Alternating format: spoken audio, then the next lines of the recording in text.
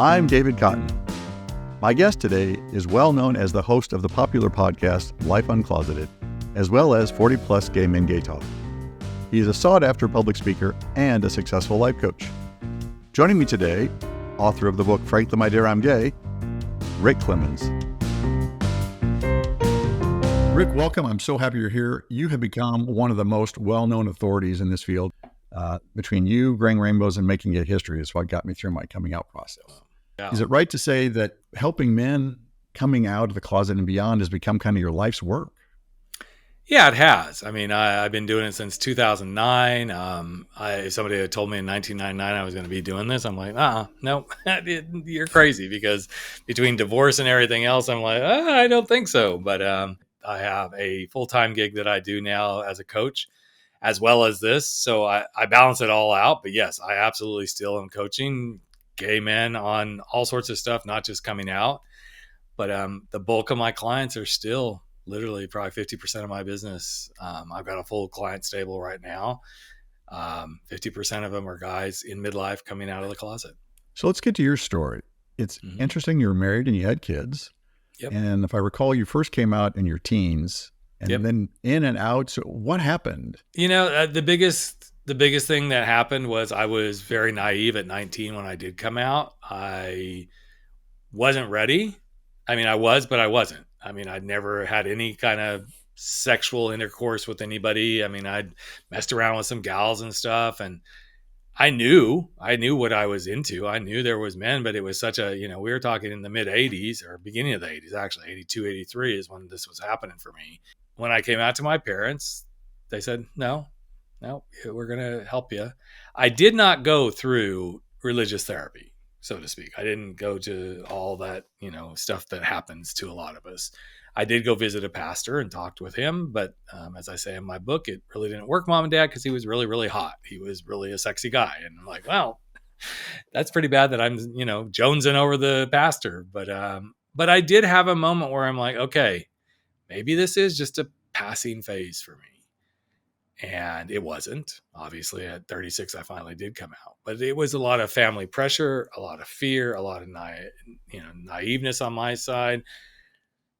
Even as I moved from that college life into my second college to finish my program, I mean, I experimented a little bit, but not to the point where I'm like, okay, it was still under the covers, no pun intended. I mean, it was like very much hidden.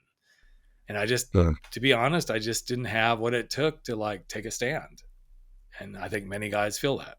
Did your religious upbringing have a factor on that as well? There was some influence, honestly, David, but I would say that probably wasn't the biggest influence. It was more, I'm going to disappoint my family. I had a very overbearing father who's like, nope, you're not going to be this, and you're going to get it together, and you're going to da-da-da. And that's what I ended up doing. I'm like, okay. And then once I realized I can do that life and I can do the other life, it wasn't so painful, even though it was. Yeah, that fear and disappointing the family is the biggest thing I hear from the guys I talk to. They don't want to disappoint their parents or their spouse either, let them down. They figure, no, I married them. I was in love. What's going on in my head? Why have I changed? Why can't I just not, get over it, Yep. And that's a tough dialogue in your own head. I mean, I did it I met my wife shortly after I graduated college, and there was a connection. I I'm not a golden gay, guys. So if you're listening, I have been with a woman. Obviously I have 2 children. So that part of it was never difficult. I just never felt connected to it. I was never, I didn't hate having sex with her, but it, every chance I got, there was other things I was more interested in looking at. And as I started to venture into that world, which is not one of the things I'm most proud of, I cheated the entire time I was with my wife. And I've talked about this numerous times. So this is no new news to anybody who may have heard me talk before. And I don't say that from an egoic space. I'm living and telling my truth. And that was probably the hardest thing for me to like realize that this doesn't feel good, but I'm going to do it because ironically it feels good. It was how do I keep my sanity and balance through all these things? And that's a really tough way to be in the world. But man, David, did I learn a lot about that.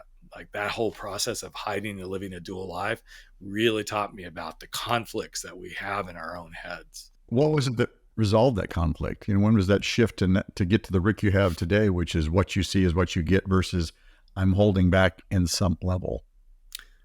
Couple of things. There was a lot of people who are like, you never smile. You never seem happy. I'm like, I'm not. The bigger piece of the puzzle, which is part of what's in Frankly, My Dear, I'm Gay, is I was in London. I had a free evening all to myself, even though I was traveling for work. And I in a very petrified way, showed up in a gay bar by myself for the very first time. I'd been to gay bars with other people, but I never had walked in one by myself. And a guy came up and started chatting me up. And I'm like, okay, this is cool. We had a wonderful evening. We went out, drank a little more, danced a little more. And then the inevitable happened, like, so would you like to come back to my room? And it was so interesting, David, because actually my head just kind of clicked into place. Like, okay, sure, we could do this. Been there, done that. Let's go. And he was handsome, and in my mind, he was cute and gorgeous and all that sort of stuff. And I mean, we'd had some feeling moments on the dance floor, so I'm like, this could be really fun, right? It never went there. It never went there. We stayed in his hotel the whole night, but it was, when I speak about this on stage, I talk about like that was the night there was no sex. I fell in love and I fell apart because for the first time I experienced something beyond wham, bam, thank you, sir. I could feel it. I could see it. And it was a beautiful moment, and it lasted for about 4 months. It lasted long enough in that week. That was the week I came out to my wife. I came home and said, we got to talk. And it was that glimpse of, here's the reality. I can actually see it, which was obviously something that was blindsided by me for many years, David. I couldn't see the other side. I could see the sex, but I couldn't see the intimacy. I couldn't see what would it look like to have a relationship with a guy, even though I wanted it. So those were the two things that kind of broke the camel's back, so to speak. Yeah. That intimacy of just the moment and the person and their presence, not sex. I know a lot of people have a hard time understanding that.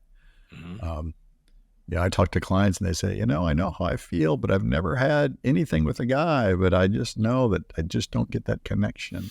And how could a guy ever be in love with another guy? And then as you describe, it happens when you least expect it. And sometimes that's the biggest piece, is that can be the thing that scares you to death too. It's like, okay, I could do sex. I mean, a really good friend of mine, Dr. Joe Court, he's another sexologist and really well known in our community. He talks about the transactional sex that men have. He talks a lot about this.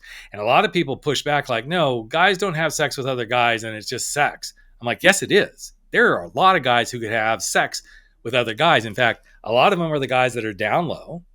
You'll see them on the apps, like down low, I just want to get off. And, if you have these conversations with them, they're like, yeah, I just want to have, I want to have intercourse or whatever it is, or I just want to, oral or whatever. But you can always tell when it's just transactional and I'm kind of generalizing here, but it's transactional when, oh no kissing. No kissing. No kissing whatsoever. Then it's kind of a transactional. It's very intimate at that point, right? Yeah, exactly. And I think I know some open couples, that's one of the rules they have is, they're an open couple, but it's no kissing allowed because that's the intimate private space. You're not going to break that. Yep. And, we all create those rules, we all find our pathway through that stuff. But I've worked with so many clients that they're like, well, then that just takes it to a whole new level. I'm like, yes, but if you don't go to that next level of understanding beyond transactional sex to intimacy, you may be living as a gay man, I'm just living on sex, which many gay men do. And that's why there's a lot of healing still to be done in our beautiful world. So you said this was the moment where you then came home and you came out to your spouse. Tell me about that process and how that worked and how it was received. Well, it's not pretty, to say the least. I was actually really nervous. I mean, I was on a high because I had left London and I'd flown all the way to Los Angeles, and I felt something. I mean, I was a giddy little schoolboy all that flight. Like, okay. And I also was very nervous because the whole time I was on that flight, I wrote out every reason that this is stupid and this is great and this is stupid and this is great, because had never probably been that committed to like, we're doing this, aren't we? We're really, really doing this. And even when I landed and called her and said, hey, I'm on the ground, as I walked out of the airport and got to my car and got in, I'm like, ooh, I don't know if I can do this. I don't know if at that moment I wanted a BlackBerry so bad, even though I was literally just about to get my first BlackBerry because I traveled a lot internationally, and they're like, you need a BlackBerry, you need one. And I'm like, dang, I wish I had this one right now so I could like, text to phone sort of thing with her and go, I'm going to stop and have a cocktail. But I didn't. And all the way down the 405 freeway from LA to South Orange County, I was a nervous wreck. There were a couple of times I actually looked in the rearview mirror and saw semis and thought, you know what, I could just spin that wheel. Yeah. I could just spin that wheel and nobody would know the difference. I've been there. But when I did walk in that house, she was excited to see me. I mean, we had 2 little girls.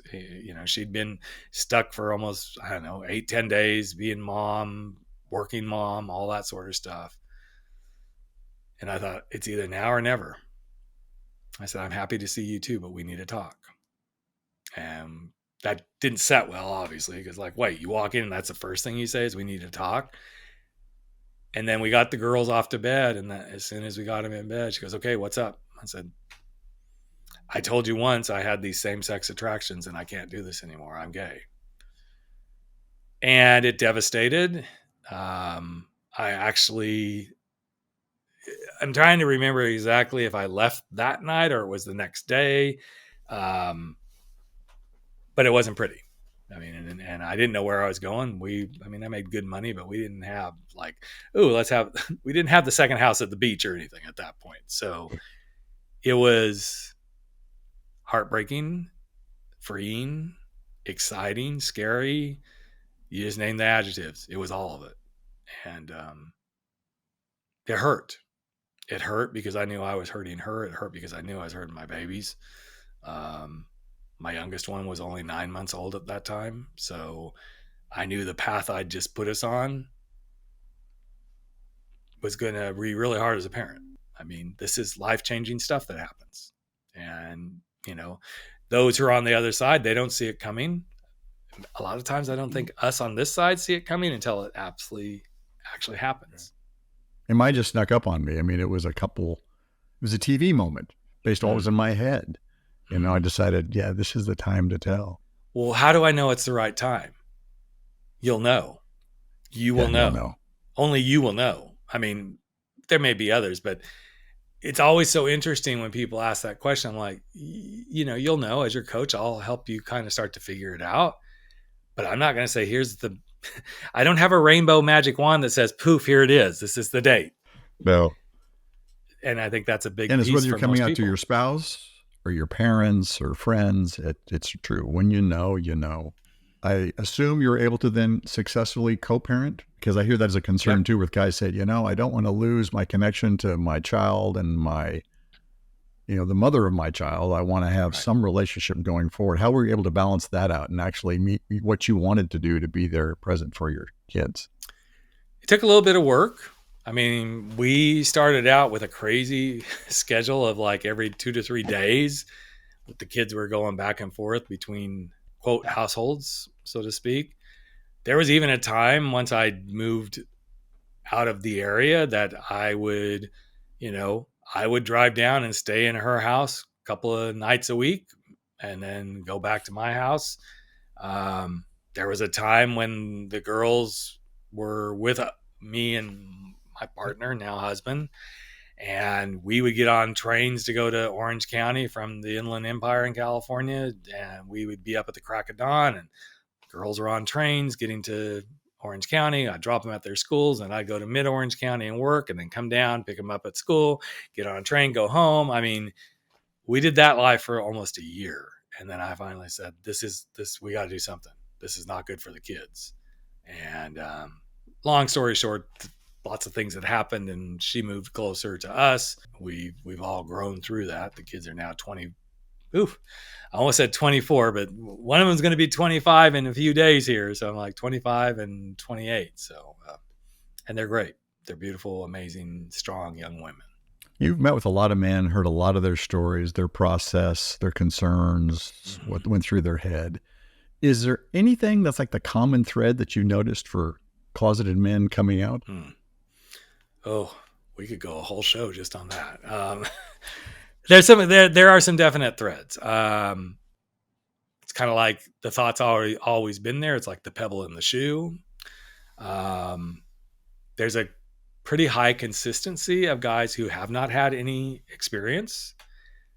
There's also a high consistency of guys who've had some experience. One of the most interesting things that I've found, David, in my practice is the number of men and women, so I'm going to say men and women who are in the couple, how consistently there has been a complete depletion of sex life in their relationship. We're better off as roommates and friends sort of mentality, and a huge level of codependence in the relationship. Those things kind of shocked me until I started seeing the consistent pattern of like, yeah, we haven't had sex in 2 to 5, I mean, as high as 10 years. We haven't been intimate in that long. Wow. Codependency really surprised me, but then it didn't surprise me. Like, it's almost like they both leaned on the dependency of each other. Or the identity, the prime identity is that as a couple, not as an individual in the world. Absolutely. Yeah. There's not a lot of individuality identity going on. And that happens for the guys too. I mean, many of them are like, I don't know who I really am. In fact, one of the things that was hardest for me was I met my wife, as I already shared, right out of college. And so then suddenly, and my codependence shows up in about what I'm about to share. She was there all the time. I let her be in my place when she could get off campus and be with me. And suddenly I needed that. I needed that camaraderie. I needed that like constant person.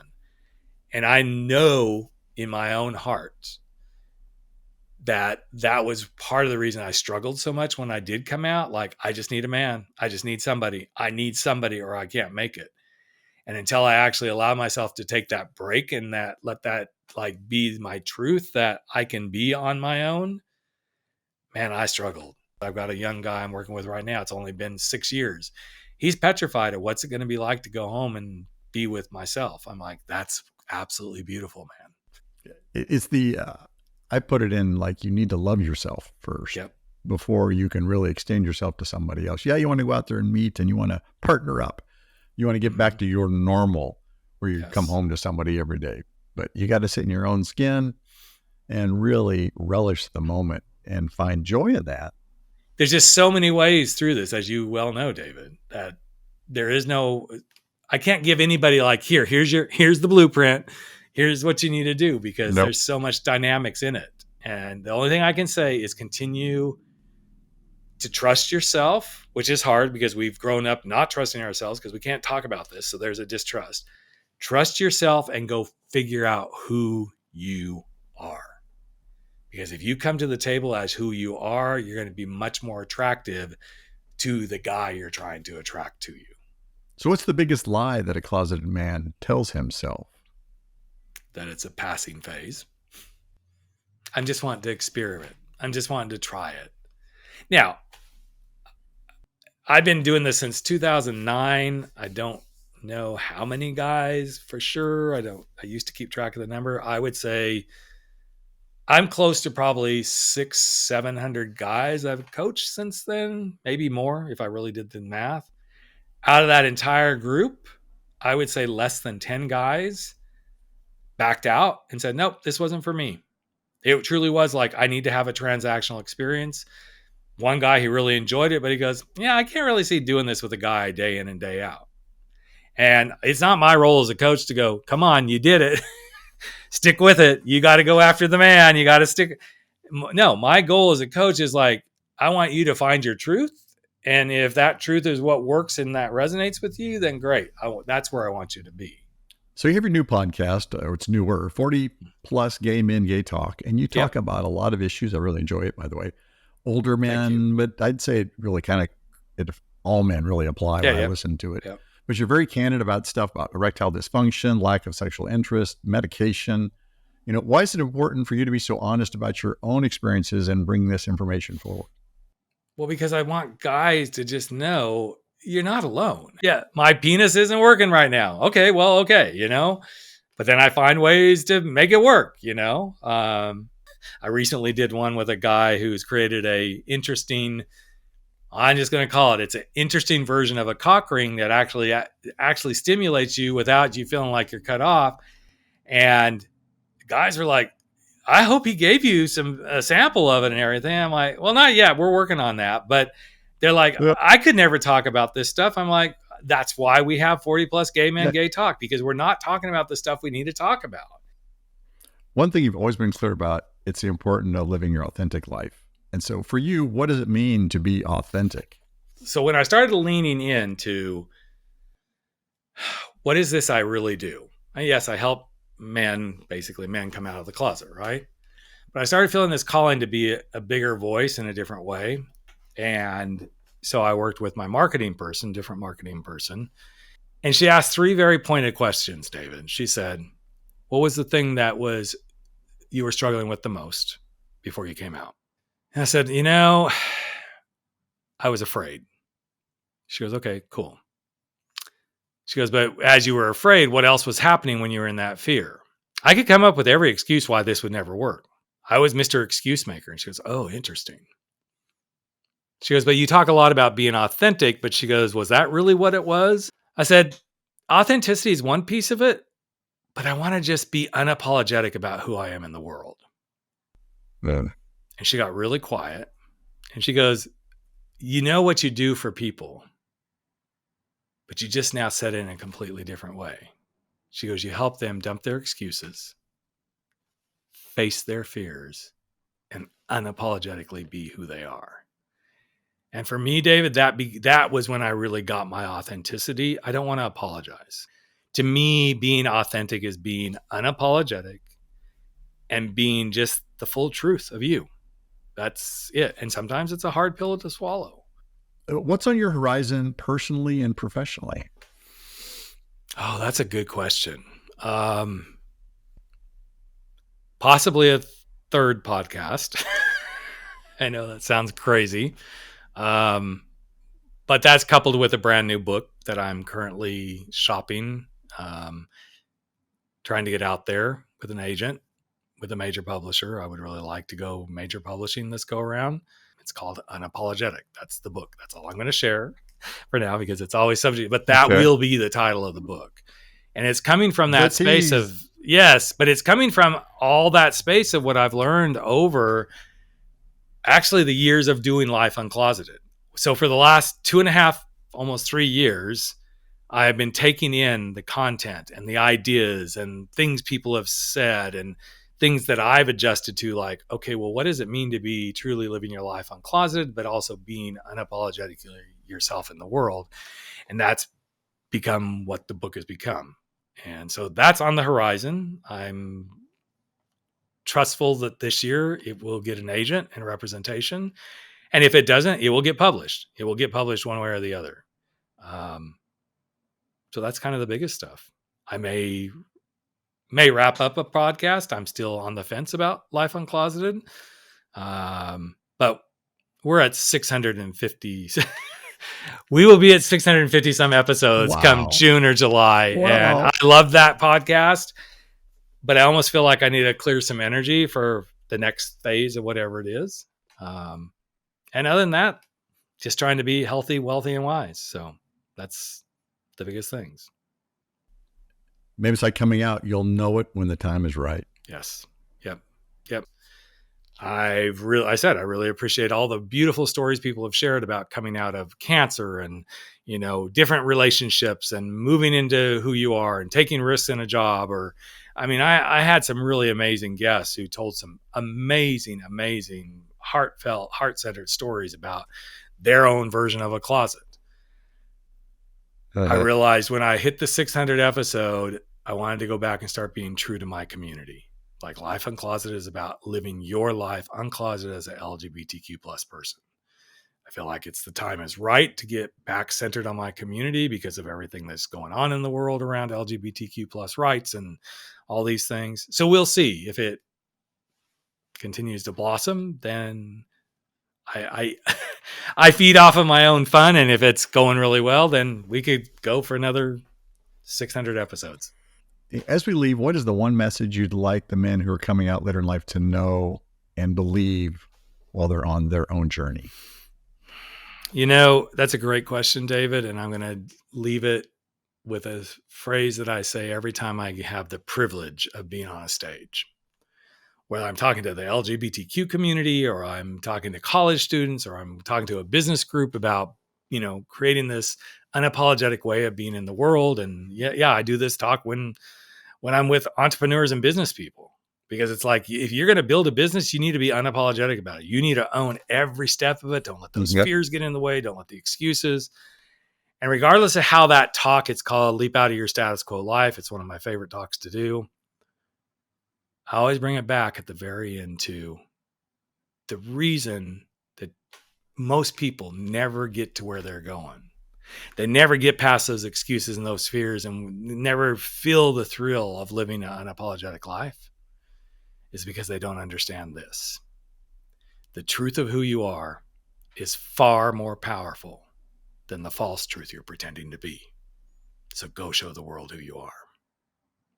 And I believe in that statement 100%. It's mine. I love getting to share that. I say it to myself all the time. Like when I'm in my stuff, I'm like, okay, the truth of who you are is far more powerful than who you're pretending to be right now. So come on, go show people. And it brings me around. It energizes me. Sometimes it slaps me upside the head and I go lay in bed and cry. And then I get up and I go again. But I truly believe that pretending to be something you're not is not a way to live. It's absolutely not a way to live. That is powerful. And that's a perfect way to end today. Powerful stories, as you know, as we share these, is going to help people that we don't even know. When they hear the stories, they'll be comforted to know they're not alone. So Rick Clemons, thank you so much for being here today. You remain one of the superstars to me. Oh, 600 plus episodes just in one podcast. It's incredible. Blessings to you. Thank you. Yeah, thank you, man. Thank you so much.